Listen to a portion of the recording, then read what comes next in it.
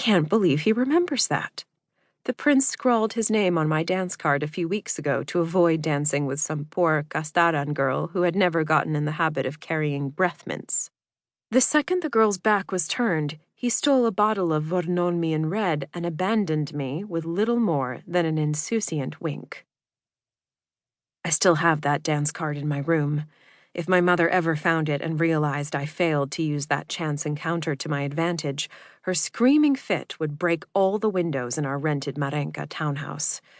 She could not accept the truth, the story of an insignificant bumpkin and a prince who is second in line for the Ivarian throne will never end well. And I know I don't want to be just another Provençan for a Cardona to conquer, like his ancestors did mine 200 years ago. If I'm nothing but a nameless girl to him now, I must have been right. My name is Anaïs, senor. Despite his intoxicated state, the prince curves his lips in an indolent grin. Now, what makes you think I do not remember who you are, Doña Anaïs, daughter of Don Eduard Obanel, Conde de Masiri?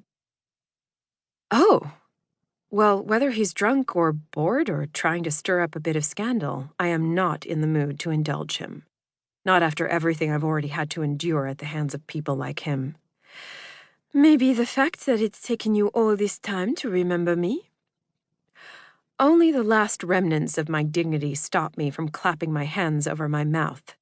Leo is almost as taken aback by my insolence as I am, tucking his chin into the gilt-embroidered collar of his black tailcoat and letting go of the hilt of his sheathed sword. Briefly distracted by the way his gray-gold brocade waistcoat sets off his bronzed complexion, I almost miss the fact that he's slowly grinning back at me. Luckily, my lady, I'm no oath-breaker. If I promised you a dance you shall have. Somewhere my mother is surely swooning. I manage to stay upright for now, but giddy disbelief still rushes through my veins as I take his hand and let him lead me to the center of the dance floor. Couples bow and part as he passes, my scarlet skirts casting nearly as wide a berth as those of the ladies already glaring daggers at me behind their fans. If I may be so bold, he says once the music has begun, what has been the highlight of your time in the capital this season, Doña Anaïs? Oh, the picnics at the riverside, I suppose. I add with a wry undertone. At least I didn't spend them praying the sun would evaporate me. Ah, nothing quite so alluring as sweat in the capital. I'll bet you're missing Provençan weather terribly by now, aren't you? Well, not just the weather, senor. Provença is my home. Is it me, or does he set his jaw slightly?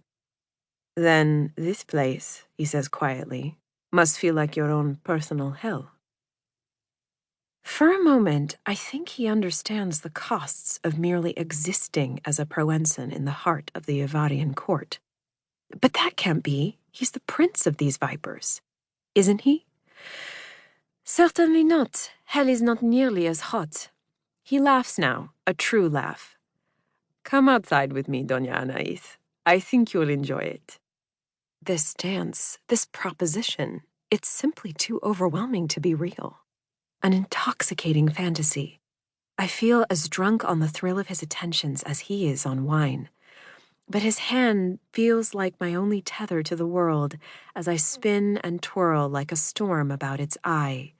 And underneath it all, he looks at me as if he doesn't want to stop. To my great confusion, I find myself feeling the same. So, as the last bars of music reverberate off the mosaic tiles of the wall, I let Leo lead me away from the dance floor and out of the ballroom entirely.